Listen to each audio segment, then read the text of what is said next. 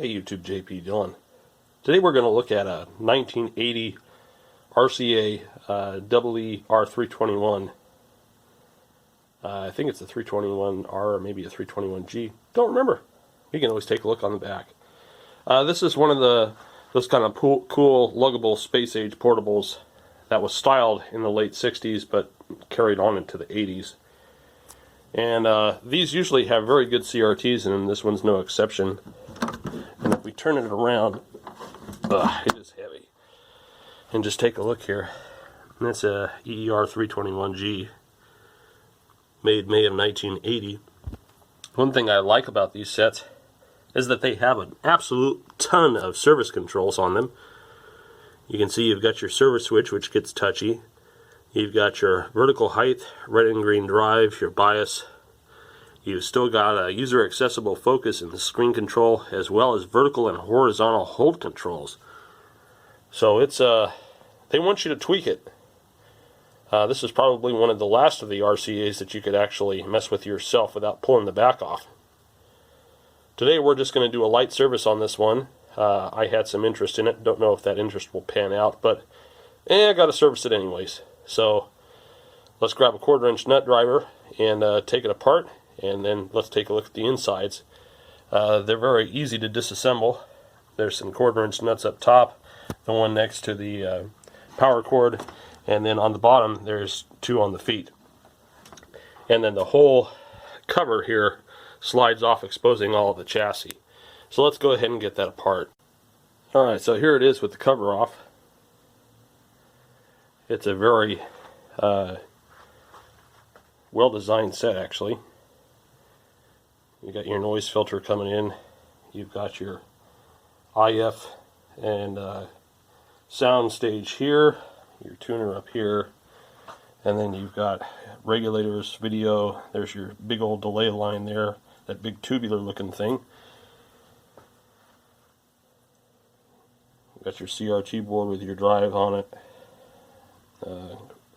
Pincushion transformer, horizontal drive transformer. You've got a fairly large flyback. This thing's pretty big, and I think there's an integrated tripler in it. I don't remember. And then as far as your horizontal output and drive and your vertical drive, these are all mounted here. I'm just trying to hold the camera still here. Sorry about that. Very large heat sinks, and it's very well built. Typically, other than just standard maintenance, you don't see a whole lot wrong with these. The thing that you are starting to see, though, if we get down here behind the controls, those controls are subject to get really touchy. And there are actual versions that have those metal integrated housings that will cause the tin whisker disease. You can go over these on occasion back here. In the power supply area, you will see some power supply caps go bad, which will cause hum bars in the picture and a couple of other known issues. Let's get it up on its face. But as you can see underneath here,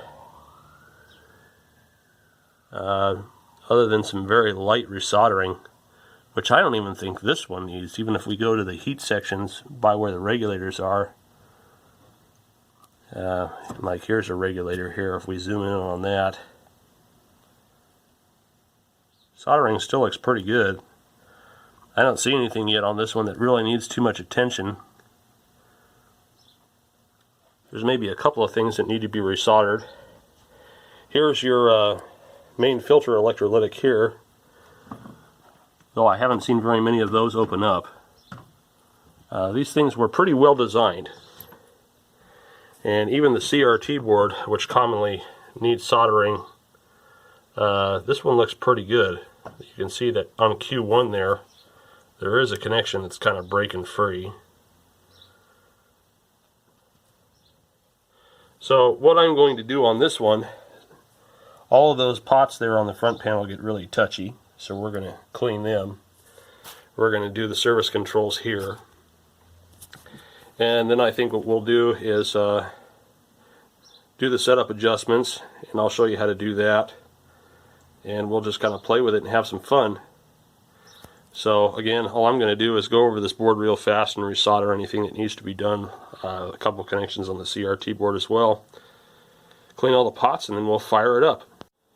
Alright, so here she is on the bench. We did some light resoldering. I just kind of went over this regulator section of the board here. These guys were starting to show signs of breaking loose, so we did that. A couple of connections in our video and sync, and then some on our CRT board. So as far as cleaning the pots on this, the first thing to do is obviously start with your ones that are on the front panel. And out comes the infamous Deoxit D5, which, by the way, Parts Express will be carrying the traditional cans again soon. So that'll be good. I'm almost out of these ones, and I hate the new ones. The new ones are awful. So we're just going to spritz some inside of the controls here. Doesn't take much. And then we'll put this thing back up and work them all. For some reason, the pots on these models are particularly prone to getting really touchy. I also took some time while I was in here and kind of dusted out the chassis, so things are a little bit cleaner looking. So we're just going to work these controls back and forth and let the deoxit do its job. Now if you've got a touchy tuner, unless you're going to take it apart and clean the contacts with deoxit and like a Q-tip, I wouldn't recommend spraying the deoxit inside. Reason why is that its chemical properties will alter the capacitance of the tuner slightly. So you'll find yourself having to constantly fine-tune until it dries out, which might be a little bit of a pain. But other than that, it's pretty good for cleaning just about everything else. So I'm just going to work these things a little bit longer, and then we'll focus on the back panel controls.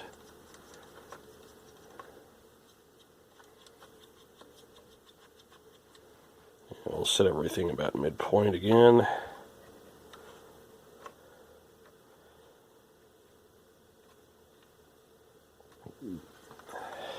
And we'll come back here. It's hard to do this with one hand, so I apologize. And what you want to do is you want to shoot the contact cleaner right in those little crevices here, front and back. I believe it's a dual gang. Well, no, these ones aren't dual gang. Anyway, we're just going to get it in between these areas here. This is where one of those little extension straws really comes in handy. So go ahead and memorize the position before you work them.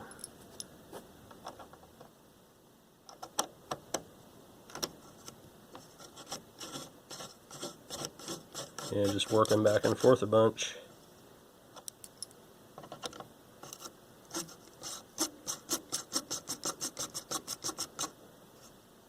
If you don't memorize where you put them, it's just going to take you longer to set it up.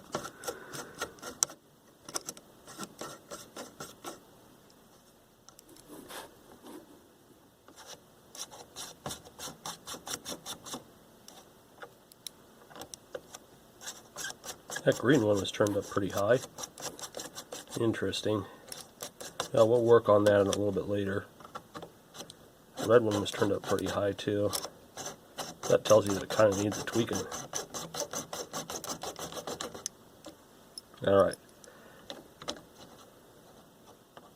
Put those back where I found them. And then over here, you've got your vertical and horizontal hole control, which I do recommend cleaning because they do get touchy.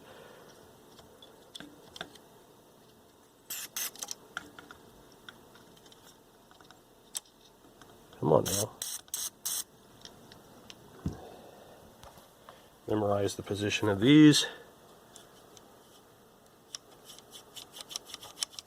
And just work them.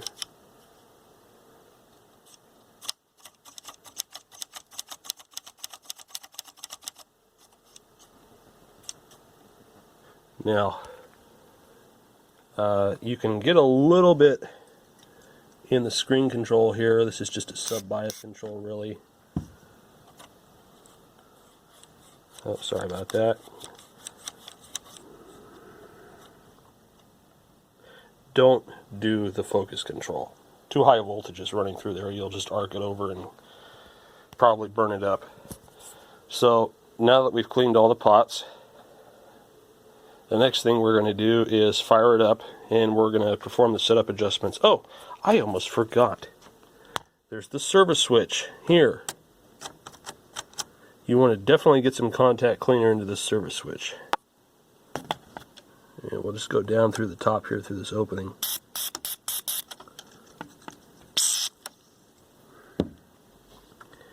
Yeah, if you don't do the service switch, you'll have all sorts of problems, from video loss to vertical sweep loss.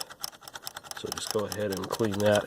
Default positions in to run, out for service. Alright, now we can fire it up.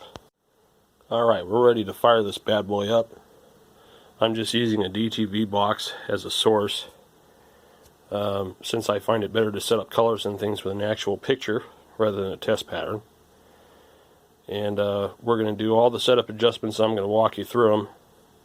So let's turn it on and see what happens, I guess.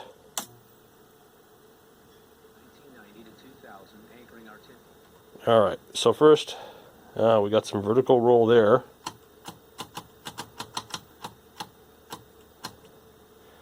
Interesting. Also very bright. So let's grab our vertical hold control back here and see if we can stop that. There we go. A little bit fuzzy. Let's make sure I got it hooked up to the right terminal. So apparently my 300 ohm adapter was bad, so I've just got it kind of rigged up with some clip leads right now. But right now this looks awful. I mean, it's sharp, but the grayscale is wrong and all that sort of thing.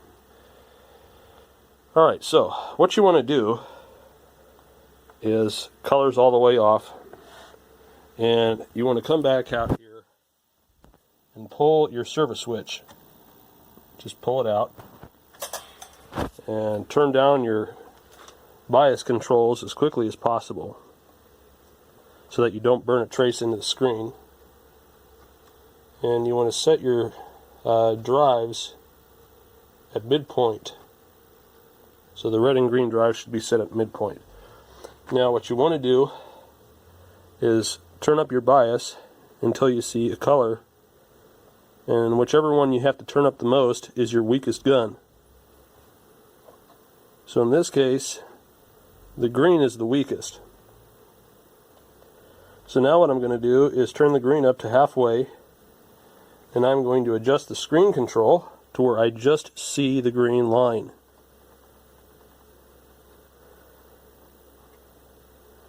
Alright, so I've run out of range and I still don't see the green line.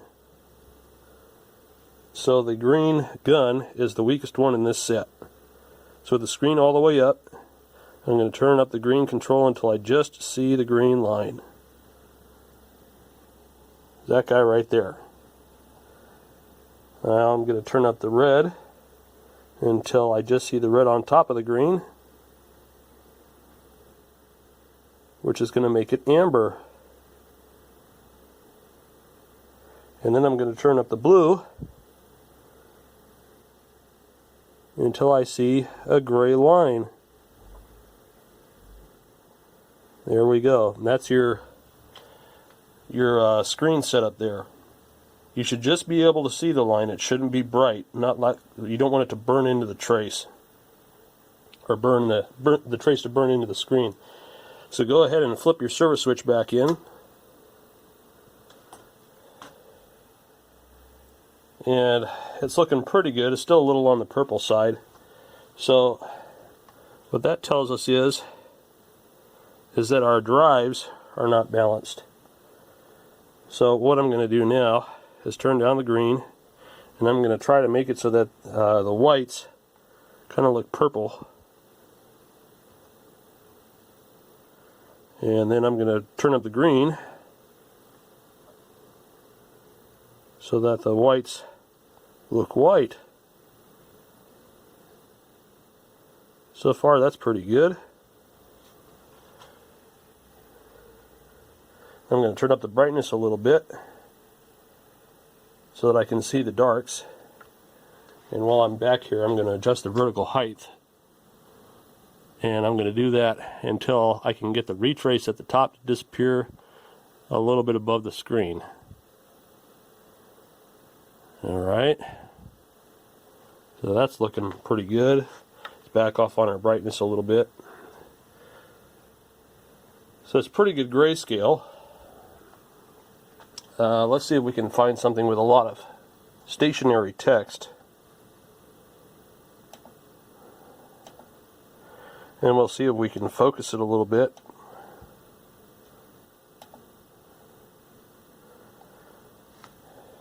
And it's probably going to blank because it's bright. So let's see if I can turn this down a little bit so that it doesn't blank. Yeah, this is too busy. This is where a test pattern's handy.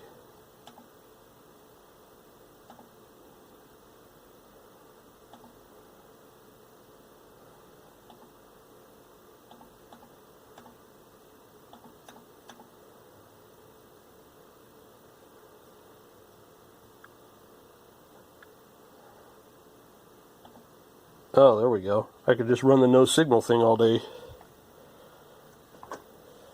Come on, pop back up. There we go. So I'm going to adjust the focus so that the no signal appears nice and sharp. You can also kind of look at the scan lines of the screen. That's pretty well dialed in there. Alright. That's looking pretty good. Now let's go back to an actual TV show. So once your black and white looks good, now it's time to turn up the color. And you want to adjust it so that things aren't like incredibly bright. You don't want to see that colored snow effect. And then adjust your tint for the best looking flesh tones. That's not bad looking. Man, that thing is pretty bright. It will definitely blank out on you. Sorry about that. Let's see if I can go to something that's full screen. Here we go. Of course, now we got a crummy commercial. Come on, let's do something that looks normal.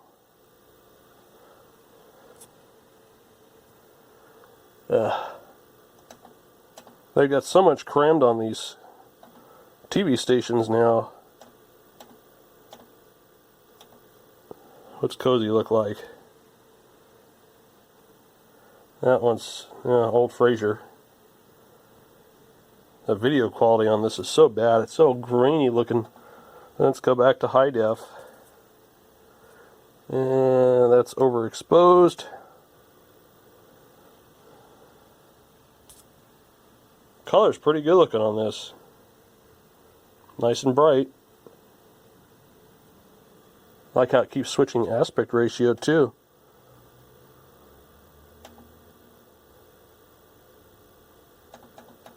Come on.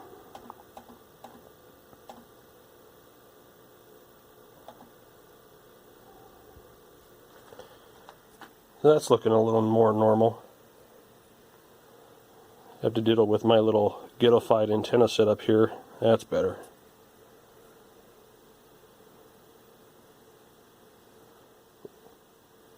Looking a little bit orange. Let's adjust the tint slightly. There we go. So not bad.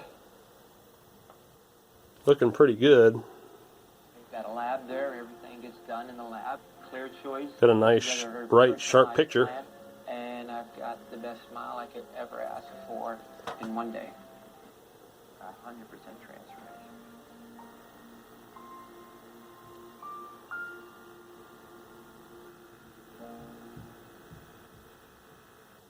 It's the Semper Solaris Memorial Day blow. Let's see if we can do the focus a little bit more too.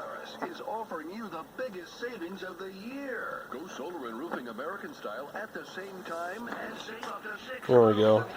And it keeps blinking. Time to add a new roof than when you're adding solar. The one company you can Blah, blah, blah. To relieve congestion and keep rush hour commute time. So there we go. High occupancy vehicles or HOVs. Everything's pretty well tweaked out.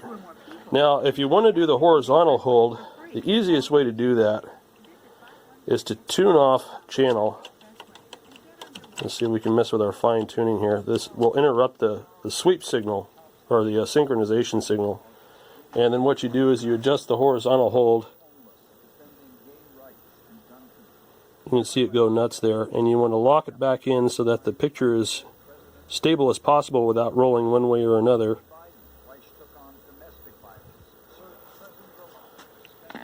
You can also switch off channel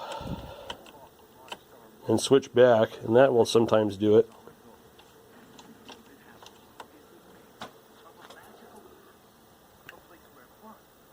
Looks pretty good. Anyway, so this was servicing a little XL-100 331g, and hopefully this will give you some insight if you've got one of these that needs a little bit of tweaking. This one's still got a very bright picture, although the green gun is a little bit lesser than the rest of them. Hope you guys enjoyed watching the video. More stuff to come.